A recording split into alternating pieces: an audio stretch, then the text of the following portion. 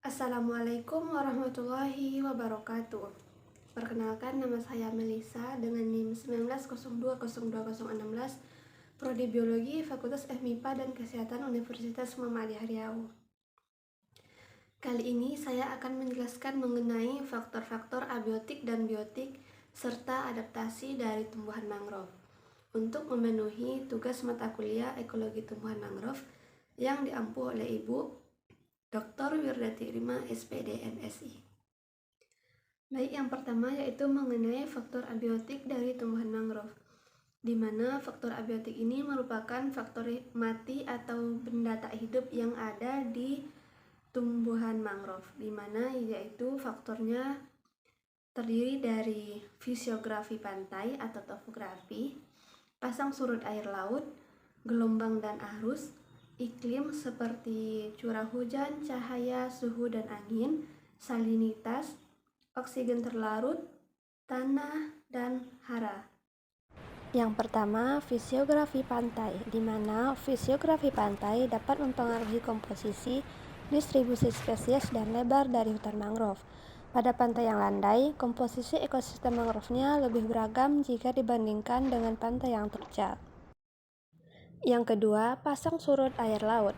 Pengaruh kondisi pasang surut terhadap pertumbuhan mangrove yaitu terdapat 3 faktor. Yang pertama, faktor lama pasang air laut di pantai, di mana lama terjadinya pasang di kawasan mangrove dapat mempengaruhi perubahan salinitas air. Salinitas ini akan meningkat pada saat pasang dan sebaliknya akan menurun pada saat air laut surut. Yang kedua, faktor durasi pasangnya air laut di pantai, di mana struktur dan kesuburan mangrove di suatu kawasan memiliki jenis pasang diurnal, semi-unar, dan campuran akan berbeda. Faktor yang ketiga, rentang pasang air laut atau tinggi pasang, di mana akar tunjang yang dimiliki oleh mangrove Rhizopora murconata menjadi lebih tinggi pada lokasi yang memiliki pasang yang juga lebih tinggi, dan juga sebaliknya. Yang ketiga, gelombang dan arus. Keberadaan gelombang dan arus laut sangat terkait dengan keberadaan tumbuhan mangrove di pantai, di mana tumbuhan ini berada. Keterkaitan ini terdapat dalam 4 hal.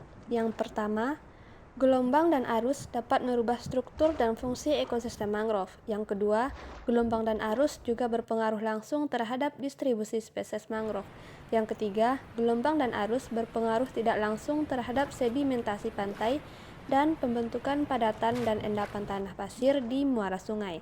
Yang keempat, gelombang dan arus laut yang menerpa pantai dapat mempengaruhi daya tahan organisme akuatik di area pantai tersebut. Yang keempat adalah iklim seperti cahaya, curah hujan, suhu, dan angin. Yang pertama adalah cahaya, di mana cahaya berpengaruh terhadap fotosintesis, respirasi, fisiologi, dan struktur fisik mangrove. Yang kedua, curah hujan, di mana jumlah, lama, dan distribusi hujan akan mempengaruhi perkembangan tumbuhan mangrove. Yang ketiga, suhu, di mana suhu berperan penting dalam proses fisiologi seperti fotosintesis dan respirasi dari tumbuhan mangrove.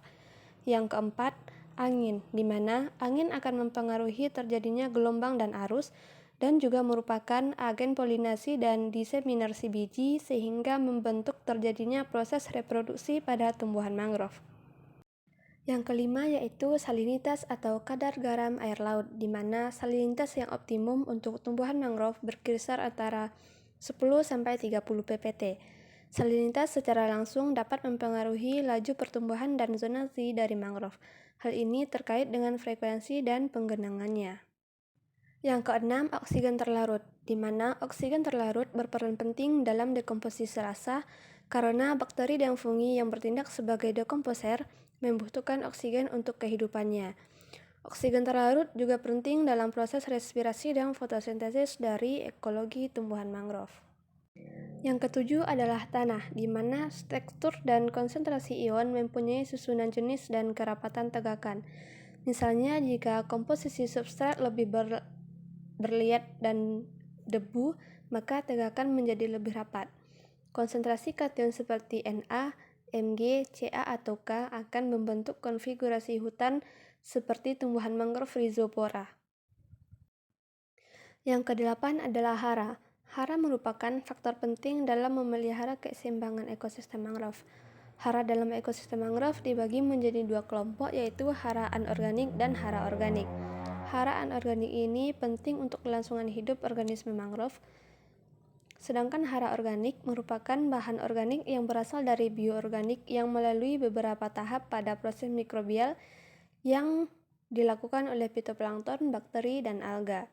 Kandungan unsur hara yang terdapat di dalam daun-daun berbagai jenis mangrove terdiri atas karbon, nitrogen, fosfor, kalium, kalsium, serta magnesium.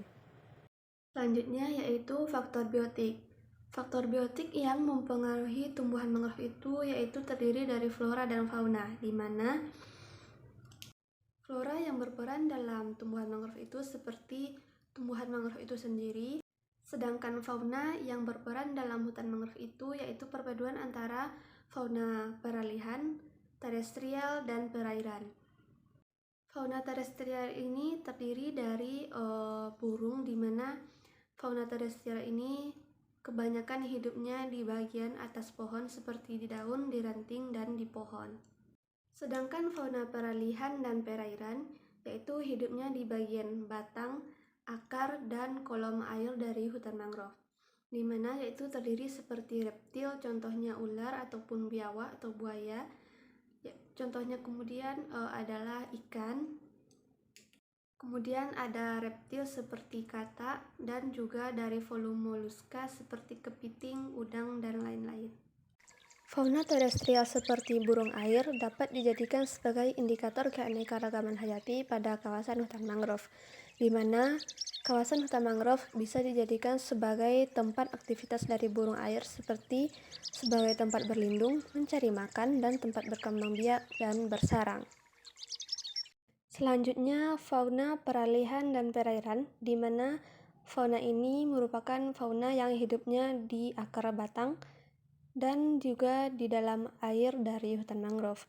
Sedangkan untuk peran yang didapat dari fauna perairan dan peralihan ini sama halnya dengan fauna akuatik, di mana juga sebagai tempat berlindung, mencari makan, dan juga tempat berkembang biak. Selanjutnya yaitu adaptasi mangrove. Ekosistem mangrove memiliki lingkungan yang sangat kompleks sehingga diperlukan beberapa adaptasi seperti morfologi, fisiologi, maupun reproduksi terhadap kondisinya, di mana ada beberapa adaptasi yang dilakukan terutama untuk beberapa aspek seperti yang pertama bertahan dalam konsentrasi garam tinggi, yang kedua memelihara air desalinasi, yang ketiga spesialisasi akar, yang keempat reproduksi, dan yang terakhir respon terhadap cahaya. Baiklah, itulah tadi video mengenai faktor abiotik dan biotik serta adaptasi dari tumbuhan mangrove. Lebih dan kurang mohon maaf. Wabillahi taufiq wal hidayah. Wassalamualaikum warahmatullahi wabarakatuh.